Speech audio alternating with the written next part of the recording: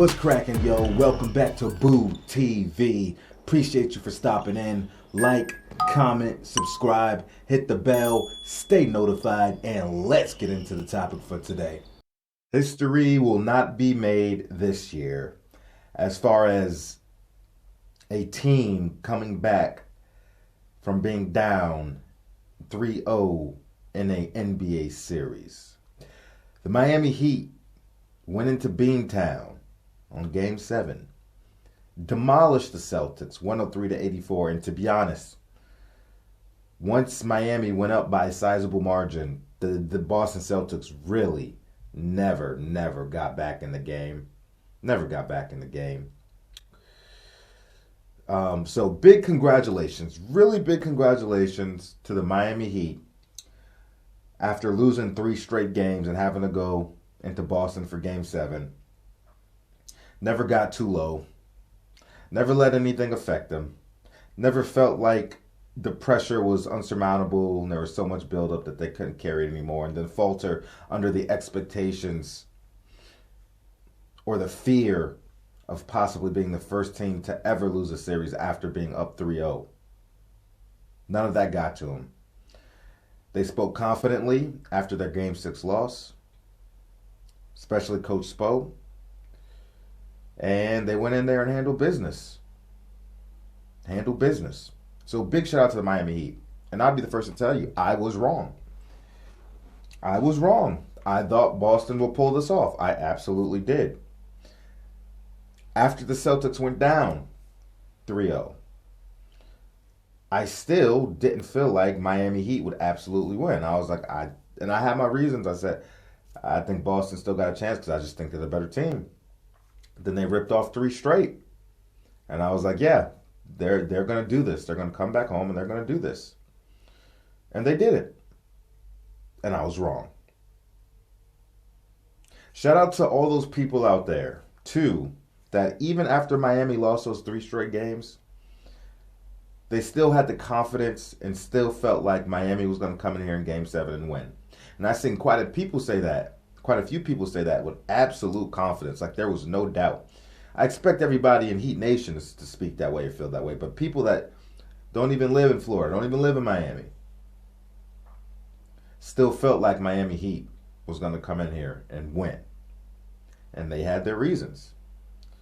Some people said Boston has just been too inconsistent for them for quite some time now, and they haven't exercised their demons. And they're going to go into Game 7 and stink it up.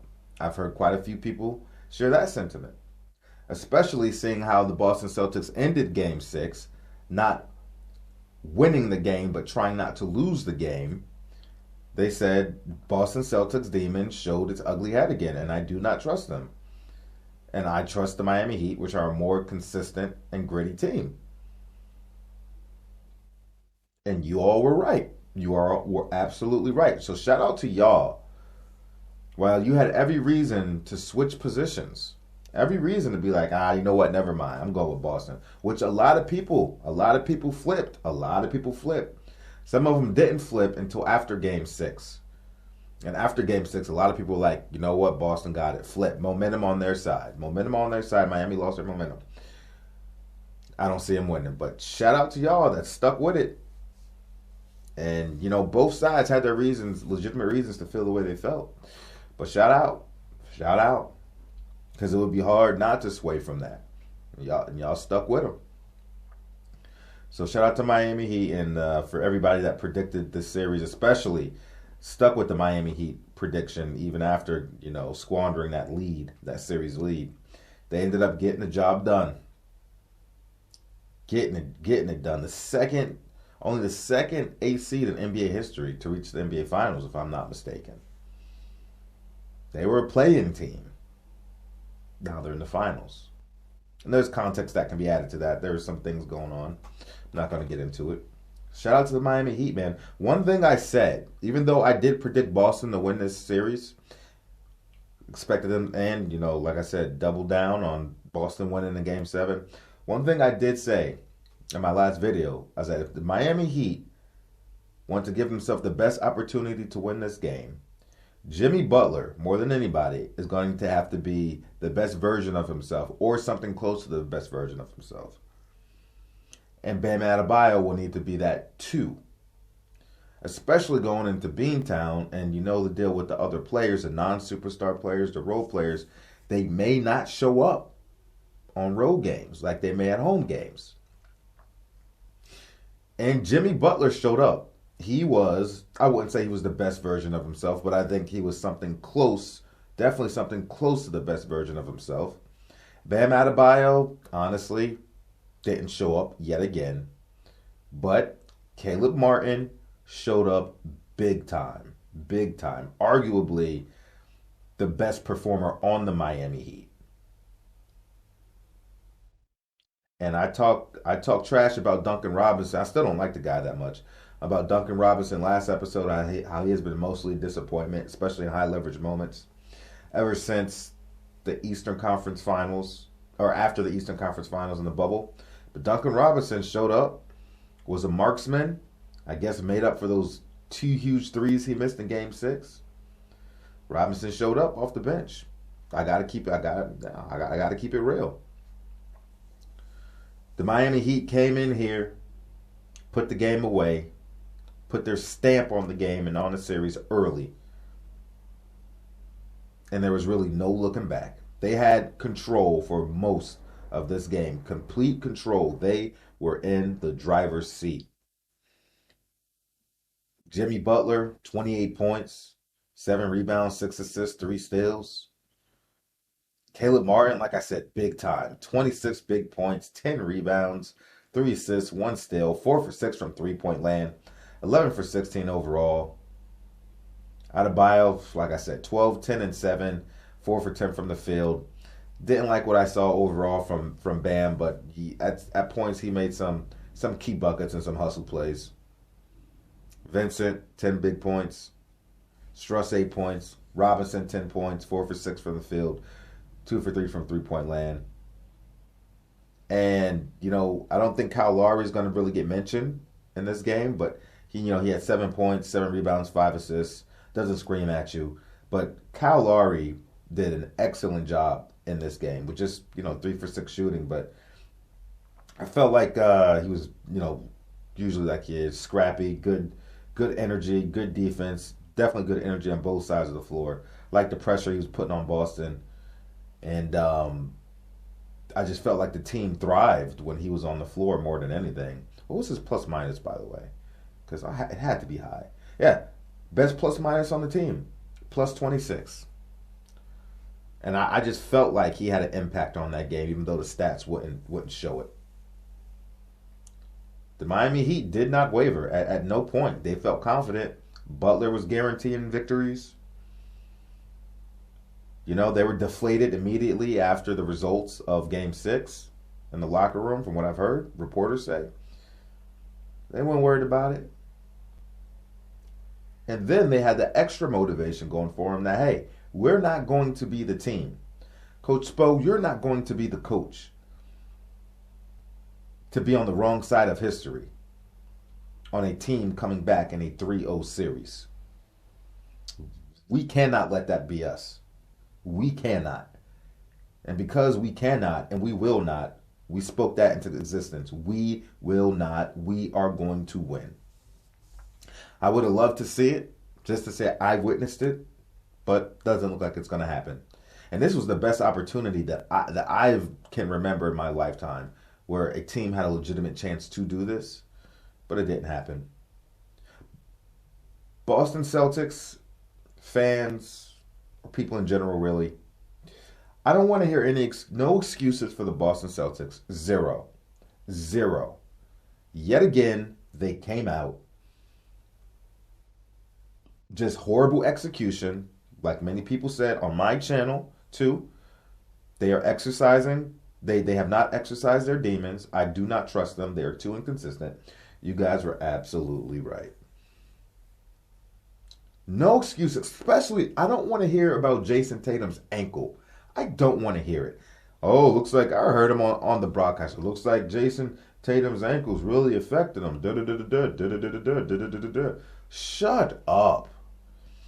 I've seen many great players play on ankle sprains and do a admirable job. And while it may have affected their efficiency a bit, they went out there and stayed aggressive regardless and found ways to impact the game in other areas. Not so much for Jayson Tatum. Sprained ankle or stayed in the game, early in the game. Sprained his ankle, stayed in. But he wasn't aggressive. He wasn't. 14 points in an elimination game, 7. 11 rebounds, 4 assists, 1 steal, 5 for 13 from the field. In fact, it was pretty late in the game, and he had only attempted like 6 or 7 shots going into the third quarter, something like that. I might be a little bit off, but it was something like that. I was like, really? No excuses, man. I literally saw this guy miss a wide open layup. The ankle has nothing to do with missing a wide open layup. No excuses, man. Just like if the Celtics would have won, I didn't want to hear any excuses about Jimmy Butler or Coach Spo. No excuses. None. Jaylen Brown, 8 for 23 from the field, 19 points, 8 rebounds, 5 assists, 1 for 9 from three-point line. Oh, God. Don't let me get into the three-point shooting. Yet again, the Boston Celtics are just chucking up threes. I've made videos and commentary about this on the past. And I see this with a lot of teams in today's league. Coach, players, and coach. If the three ball isn't working, y'all so in the analytics. At some point, you see that the three ball is not the answer. So you're telling me the only way you know how to play basketball is chuck up threes. This is a problem with a lot of teams in the league today, and why I find this league subpar to years in the past. And I understand people for saying I can't watch it anymore. And I said, like Greg Popovich said, the beauty of the game is gone. It is. A lot of the teams play the same. But at what point do you say we have to figure out another solution? We have to figure out another way to win this game. Chucking up threes isn't working. Let's run some sets. Let's run some plays. Let's pass the ball around to get easier shots closer to the basket. No excuses. The Boston Celtics shot 9 for 42 from three-point land. And you wonder a big reason why they lost. Are you a one-trick pony? Can all you do is shoot threes? I'm convinced. I am. They took more three-point attempts than two-point field goal attempts. As a whole, total field goals, they shot 82, with 42 of those being three-pointers. 21.4% from three-point land. Are you kidding me? It's abysmal. It's abysmal. It's atrocious. And you wonder why you lost the game. Meanwhile, the team that was hitting from three-point land, the Miami Heat, shot 50% on three-point field goals. 14 for 28. And they had every reason to keep chucking up threes based on how the shots were going down. They still did not succumb to that three-point lifestyle, and they had every reason to. And probably a really good decision, to be honest with you.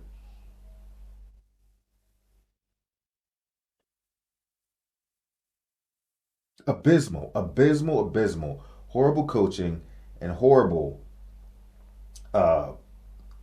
poor choices by the players on the Boston Celtics. And at times, I felt like too many of these Boston Celtics players were taking it upon themselves to try to be the person to, bring them back or deliver the big shot. And in doing so, they were taking very difficult shots, poor shots, bad threes early in the shot clock, and they were clanking everything instead of playing good basketball and smart basketball. Especially Jaylen Brown. He was trying to be Mr. Hero. At times, Marcus Smart was trying to be Mr. Hero. And shout out to White, again, was a big reason why in the second half, the Boston Celtics even got as close as they did. I think at some point they got just somewhere in the single-digit range. He had a big reason for that. And they had opportunities to get closer because Miami wasn't hitting for a little bit. But then they had to go and mess it up with bad shots and couldn't close the gap, couldn't close the margin anymore. No excuses for the Boston Celtics. All the props for the Miami Heat, to the Miami Heat, for getting the job done no matter what. Wasn't pretty for them. I'm sure they would have liked to win in 4 or 5 games, even 6 games. But they can hang their hat on having resilience and answering the bell when they had no other choice but to. No other choice. None. Butler said he'd come out and play better, and he felt good considering how bad he played. He said, hey, we wouldn't be in this position if I wouldn't have played as poorly as I did. I won't do it again. And he did not. He answered the bell. And now they punched themselves a ticket to the NBA Finals, where the Joker and the Denver Nuggets are waiting. Now, they've been vacationing and they've been resting so long after they swept the Lakers. They've been chilling. They're going to have to get oiled up because you guys are going to be ready. May not have as much rest, but you'll be more oiled up. And it's going to be a hell of a final series. It is. Unbelievable. I was hoping for a close game, an entertaining game, high entertainment value. Didn't get that. Considering how Miami stomped these guys for most of the game, it was a bit of a snore fest from that perspective. But Miami Heat, they'd rather have it that way. Let's put this away now. Many teams would. We don't even want this to be close. And they went in there and handled business at the expense of some of our entertainment. What a disappointing for the Boston Celtics season end. And I'm really curious as to see what they're going to do in the offseason. How they're going to move players around, free agency, all that stuff. It'll be interesting. It will. Either way, I think, don't quote me if I'm wrong, but I think Jaylen Brown has 1 more year in his contract, I think. But I know Jaylen Brown is gone. The type of stuff he's been saying the last year and a half about staying with the Boston Celtics, things like that, doesn't sound like he really wants to be there anymore. I'm pretty sure he wants his own team. So be it. Miami Heat, ladies and gentlemen. Heat Nation, you should be very proud and you should be very happy. You guys have been consistently one of the better playoff teams since you guys went to the finals in 2020. And you guys should be happy and proud of your team for gutting this one out. Even though things were starting to look pretty grim, gutting it out. And again, I called this series wrong. From beginning to end, I called it wrong. Let me know what you think about it. Would love to hear your opinion. Like, comment, subscribe, hit the bell, stay notified. I'll catch you guys on the next one. We out, baby.